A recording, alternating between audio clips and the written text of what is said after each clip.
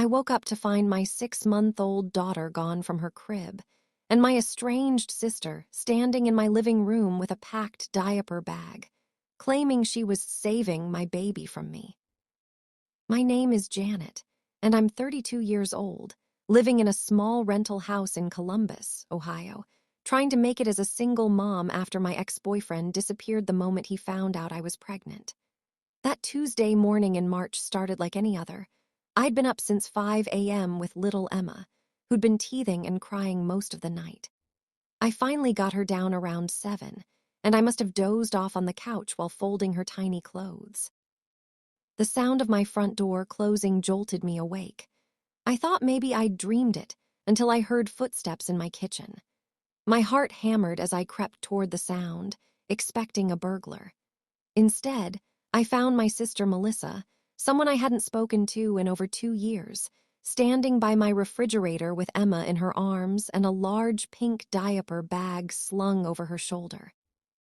"Melissa, what the hell are you doing in my house?" I whispered, not wanting to wake Emma, who was somehow still sleeping despite being moved. She turned to face me, and I barely recognized her. The sister I remembered was always put together, always judging everyone else's choices. Now she looked thin, almost gaunt, with dark circles under her eyes and an intensity that made my skin crawl. "I'm doing what someone should have done months ago," she said, her voice eerily calm. "I'm getting Emma out of this situation before it gets worse." "What situation? Give me my daughter." I stepped forward, but she backed toward the door. "Janet, look at yourself. Look at this place. You can barely take care of yourself, let alone a baby.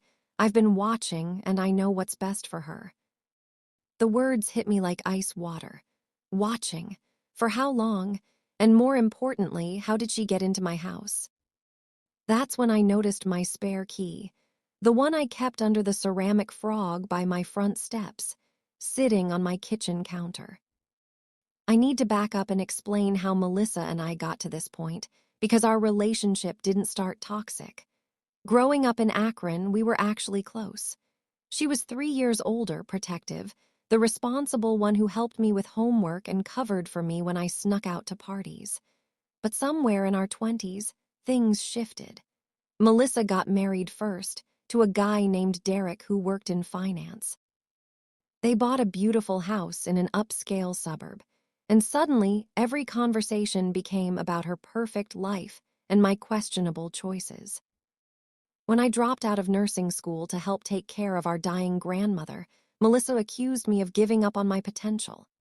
When I dated guys she didn't approve of, she'd make cutting remarks about my pattern of poor decisions.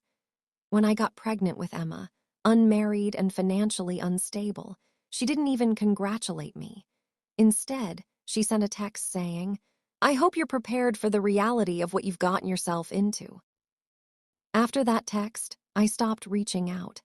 I was tired of feeling judged, tired of her treating me like a charity case who needed her guidance.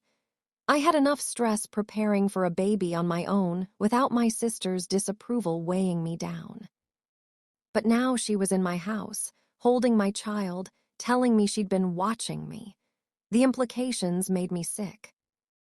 "Melissa, I don't know what you think you've seen, but you need to give me Emma right now and leave my house." "I can't do that," she said, shifting Emma to get a better grip. "I've already talked to Derek. We have the guest room set up, we have everything she needs. We can give her stability, Janet. A 2-parent home, financial security, a real future. You can't just take someone's baby because you think you'd be better parents." "I'm not taking her," Melissa said, and her voice took on this patronizing tone that made my blood boil. "I'm intervening. There's a difference." She started moving toward my front door, and panic flooded my system. My daughter was about to be kidnapped by my own sister, and she was acting like she was doing me a favor. "If you walk out that door with my baby, I'm calling the police." "Go ahead," she said, not even turning around. "Tell them how you fell asleep while she was crying all night. Tell them about the empty wine bottles in your recycling. Tell them about the overdue bills on your counter and the eviction notice you got last month." I froze. There had been an eviction notice, but I'd worked it out with my landlord. The wine bottles were from a dinner party I'd hosted for my coworkers 3 weeks ago. But she was right about one thing. I had fallen asleep while Emma was fussing, something that happens to literally every exhausted parent on earth. "Melissa, you're scaring me. This isn't like you." For the first time, her composure cracked slightly. "You don't know what I'm like anymore, Janet. You stopped caring about this family the minute you decided you were too good for anyone's advice." "That's not what happened, and you know it." "I know that Emma deserves better than this," she said, gesturing around my small living room with its second-hand furniture and toys scattered on the floor. "And I'm going to make sure she gets it." She was at my front door now, and I realized she was actually going to leave with my baby. In desperation, I lunged forward and grabbed her arm. "Let go of me, Janet." "Not until you give me my daughter." What happened next still gives me nightmares. Melissa jerked away from me so hard that she stumbled, and for a terrifying moment, I thought she was going to drop Emma. My daughter woke up and started crying, and the sound seemed to snap something in both of us back to reality. "Look what you're doing," Melissa hissed. "You're putting her in danger." But she didn't leave. Instead, she sat down in my armchair, still holding Emma, and that's when I realized this wasn't a spur-of-the-moment decision. She'd planned this. "How long have you been watching me?" I asked. "Long enough to know you're not cut out for this." "That's not an answer." She sighed like I was being unreasonable. "I drive by sometimes when I'm in the neighborhood. I've seen you crying on your front porch. I've seen you looking overwhelmed at the grocery store.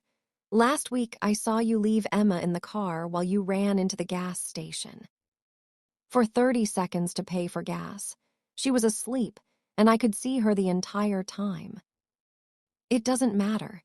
It's not safe, and it's not what a responsible parent does."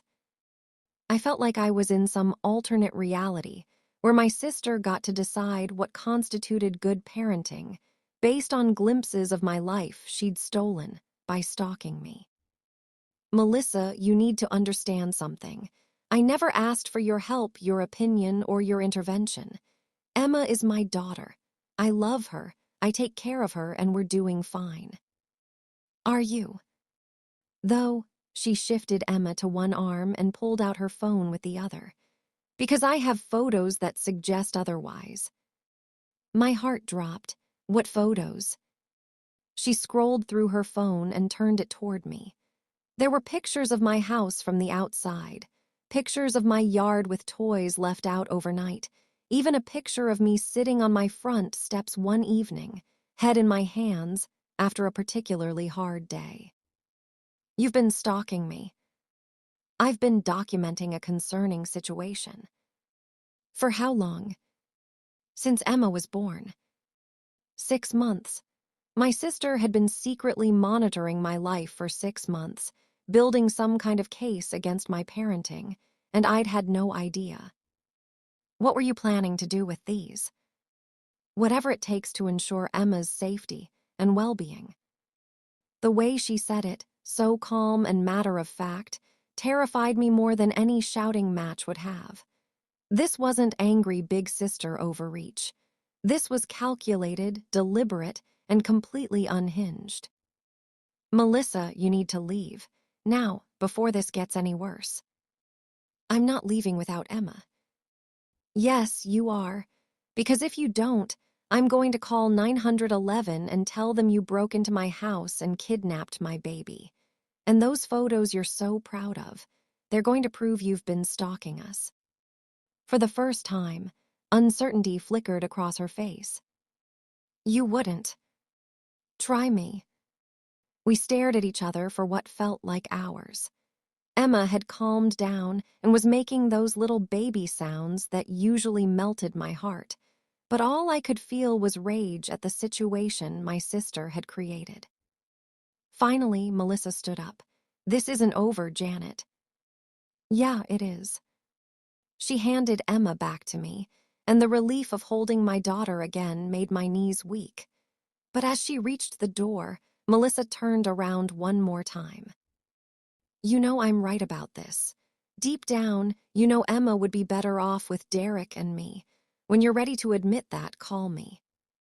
Then she was gone, leaving me alone with my baby and the horrifying realization that my sister had been planning to steal my child for months.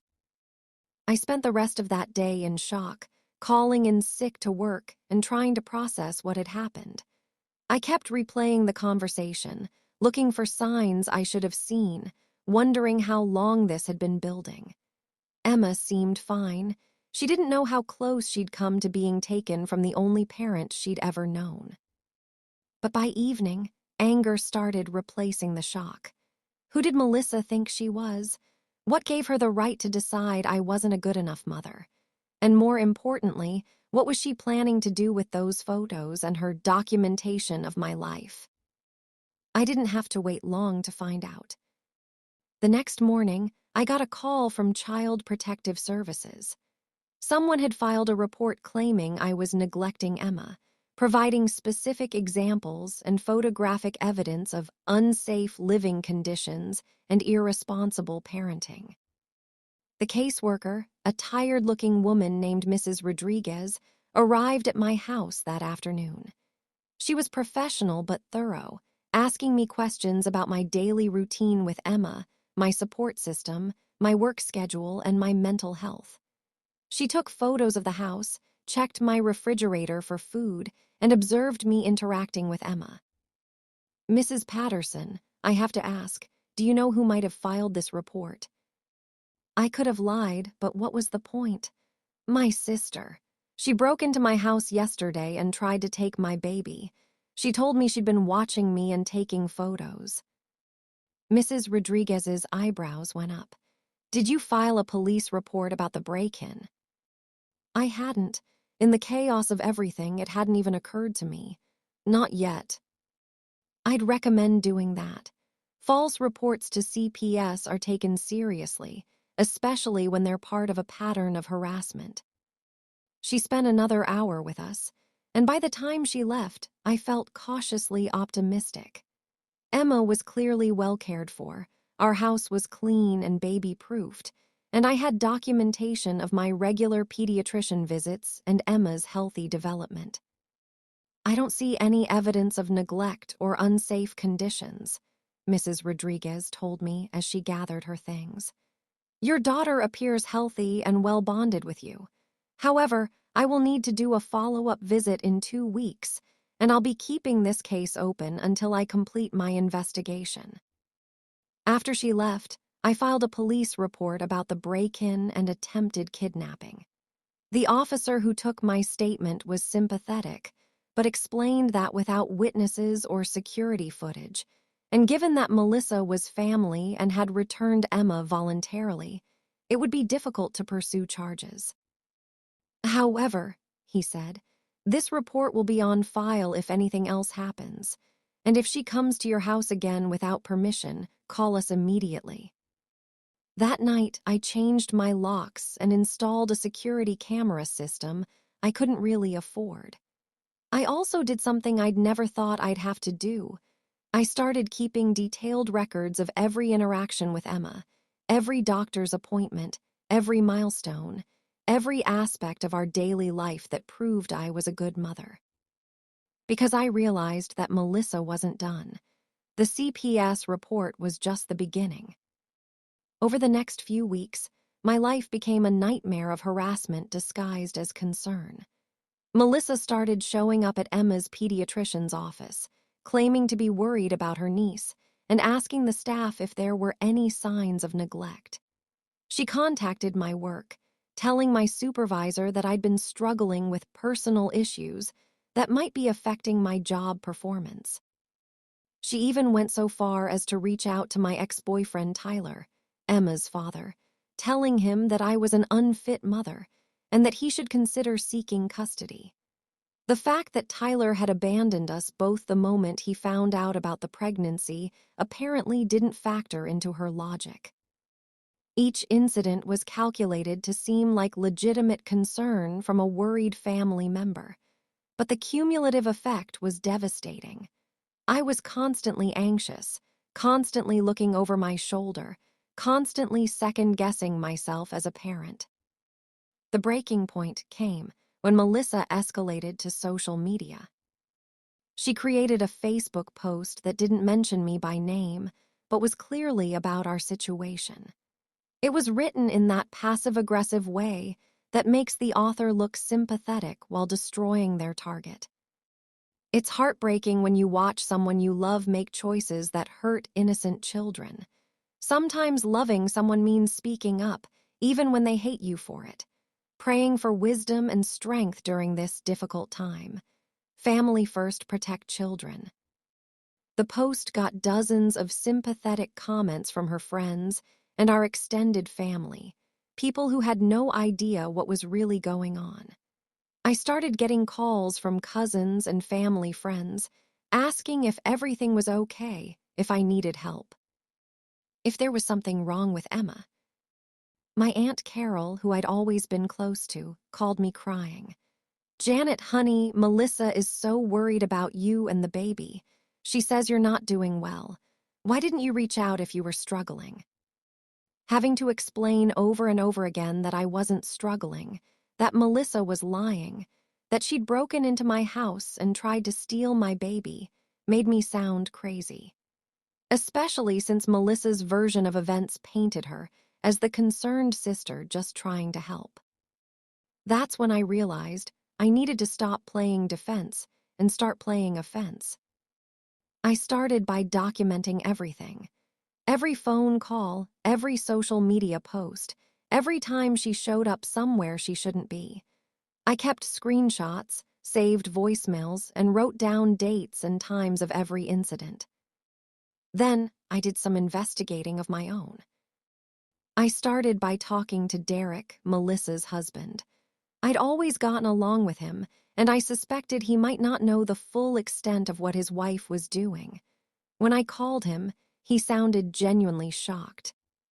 "Janet, I swear I had no idea how far this had gone. Melissa told me she was worried about you, but she made it sound like you'd asked for help. I never would have agreed to taking Emma if I'd known she was planning to take her without your consent."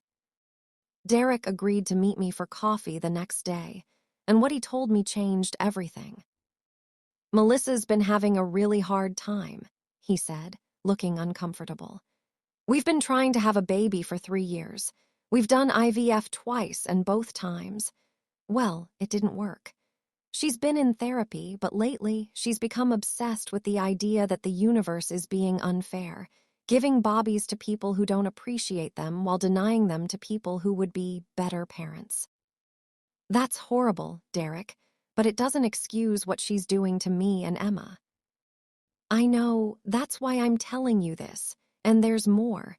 He pulled out his phone. "She doesn't know I have access to her social media accounts, but I've been monitoring them because her behavior has been so concerning. Look at this." He showed me a private Facebook group Melissa had joined called Protecting Innocent Children. It was full of posts about rescuing children from unfit parents and celebrating members who had successfully intervened in family situations. Worse than that, Melissa had been posting detailed updates about her campaign against me, including photos of Emma that she'd somehow obtained and my home address. "Derek, this is insane. She's essentially crowdsourcing harassment." "I know, and I've already talked to our lawyer. What she's doing is illegal stalking and harassment. The group she joined is being investigated by the FBI for coordinating child abduction schemes." Derek wasn't just giving me information. He was willing to testify about Melissa's behavior and mental state. He was also filing for divorce and had already moved out of their house. "I love my wife, Janet, but she needs professional help, and she's not going to get it as long as she's enabled to continue this behavior." Armed with Derek's testimony and evidence from Melissa's social media activity, I went back to the police. This time, they took me seriously. The detective assigned to my case, Detective Morrison, was thorough and professional. Mrs. Patterson, based on what you're showing me, this looks like criminal stalking with an escalating pattern. We're going to issue a restraining order against your sister, and we're going to investigate her connection to this online group. The restraining order was served to Melissa the next day. According to Derek, she was furious and claimed I was overreacting and trying to tear the family apart. But the legal consequences were just beginning.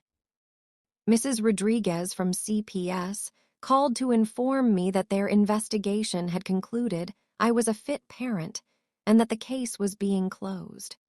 More importantly, they were flagging Melissa's false report in their system and considering charges for filing a false report.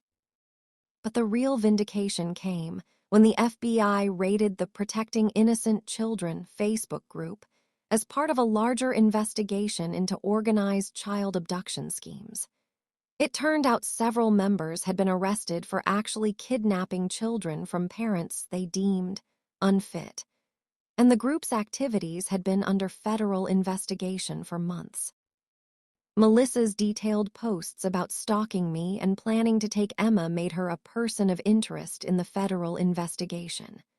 While she wasn't charged with the more serious federal crimes, she was arrested for criminal stalking, harassment, and filing false reports with government agencies. The local news picked up the story, and suddenly the narrative flipped. Instead of being the concerned sister trying to protect her niece, Melissa became the unhinged woman who stalked her own family and participated in criminal conspiracy groups online. Our extended family, who had initially believed Melissa's version of events, were horrified when they learned the truth. My Aunt Carol called to apologize and offer any support I needed. "Janet, I'm so sorry. We had no idea how bad this had gotten. We just thought she was worried about you." The criminal charges against Melissa resulted in a plea deal. She received 2 years of probation, mandatory mental health treatment, and a permanent restraining order that prohibits her from contacting me or Emma until Emma turns 18. Derek followed through on the divorce and made sure I got copies of all the evidence he'd gathered about Melissa's online activities and mental state. He also paid for a security system upgrade for my house and insisted on setting up a college fund for Emma. "It's the least I can do," he said. "I should have seen how bad things were getting and stopped her sooner." But the most satisfying moment came during Melissa's sentencing hearing, when the judge addressed her directly. "Ms. Peterson, you have used the family relationship and the legitimate systems designed to protect children as weapons against your own sister. You have stalked, harassed, and attempted to kidnap a child based on your own misguided beliefs about what constitutes good parenting. This behavior is not only criminal, it's a betrayal of everything family relationships should represent." Melissa tried to interrupt, claiming she was only trying to protect Emma, but the judge shut her down. "No, you were trying to steal a child because your own life didn't turn out the way you wanted it to. That's not protection, that's kidnapping, and you're fortunate the federal charges were dropped." That was 2 years ago. Emma is now almost 3 years old, walking and talking and completely unaware of the drama that surrounded her first year of life. We've moved to a new house in a different neighborhood. And I've built a strong support system of friends and neighbors who actually care about our well-being. I still get updates about Melissa through Derek occasionally. She's in intensive therapy and has apparently made some progress, but she's still not allowed to contact us. Derek says she sometimes asks about Emma, but he's made it clear that any contact would violate the restraining order and land her in prison. Sometimes I wonder if I should feel sorry for her. She clearly has mental health issues, and her desperation to have a child led her to make choices that destroyed her life and her marriage. But then I remember the terror I felt when I thought she was going to take Emma, the months of harassment and anxiety she put us through, and the calculating way she tried to manipulate everyone around us. The truth is, Melissa taught me something valuable about boundaries and self-advocacy. For years, I'd accepted her criticism and judgment because I thought that's what family members did. They put up with each other's flaws and tried to maintain relationships no matter what. But there's a difference between family conflict and family abuse. What Melissa did crossed every line that exists between siblings, and I learned that sometimes protecting yourself and your child means cutting toxic people out of your life completely, even when they share your DNA. If you're dealing with someone who's using family relationships to manipulate or control you, here are 3 things I learned that might help. First, document everything. Keep records of every interaction, save every text message and voicemail, take screenshots of social media posts. You might think you'll remember, but you won't, and you'll need evidence if things escalate. Second, don't be afraid to involve authorities when someone crosses legal boundaries. I waited too long to file police reports because I thought it would make things worse, but it actually gave me protection and credibility when I needed it most. Third, build your own support network separate from the toxic family member. I isolated myself from extended family because I was embarrassed about the conflict.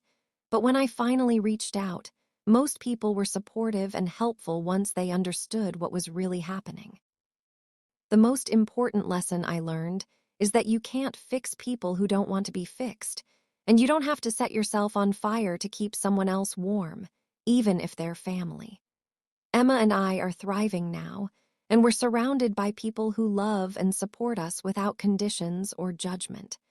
Sometimes the family you choose is stronger than the family you're born into.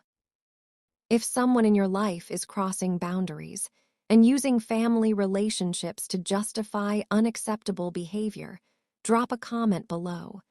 I read every single one, and I'm always here to listen.